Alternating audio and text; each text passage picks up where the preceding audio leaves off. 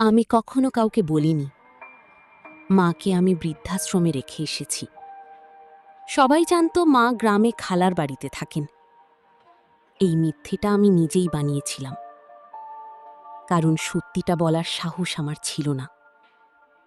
জীবনটা তখন খুব ব্যস্ত হয়ে গিয়েছিল, অফিস, সংসার, দায়িত্ব।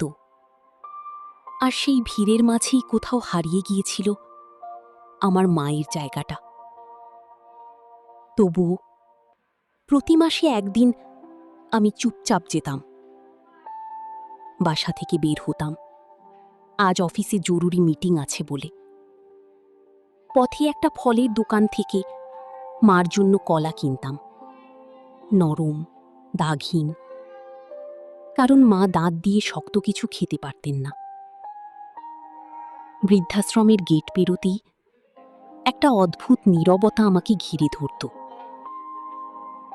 আর দরজার পাশে মা বসে থাকতেন,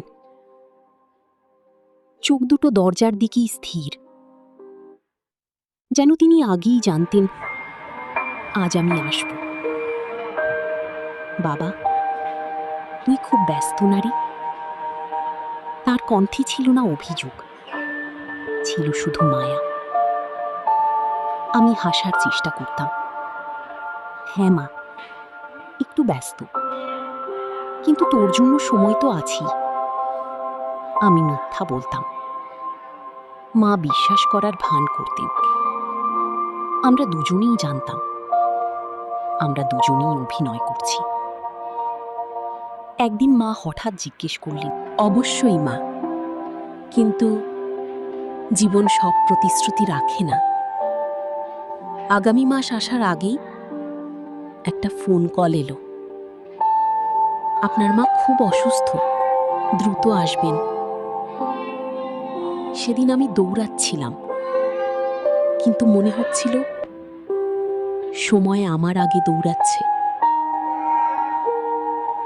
ঘরে ঢুকে দেখি মা শুয়ে আছেন, চোখ বন্ধ,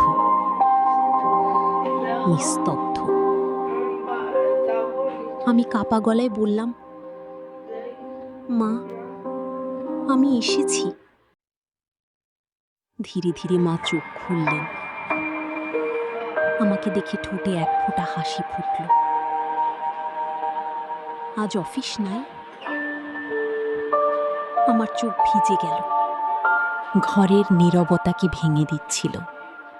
নার্স এসে আসতে বললেন। উনি অনেকক্ষণ ধরেই আপনার নাম ধরছিলেন, বলছিলেন আমার ছেলে আসবে।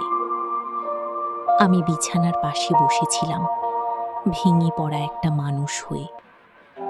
হঠাৎ হঠাৎ বালিশের নিচে একটা ভাঁজ করা ছবি পেলাম, আমার ছোটবেলার স্কুল ড্রেস পরা ছবি। পেছনে মায়ের হাতের লেখা, আমার পুরো দুনিয়া। আমি মাকে লুকিয়ে দেখতে যেতাম, কিন্তু মা আমাকে লুকিয়ে গর্ব করতেন শেষ নিঃশ্বাস পর্যন্ত।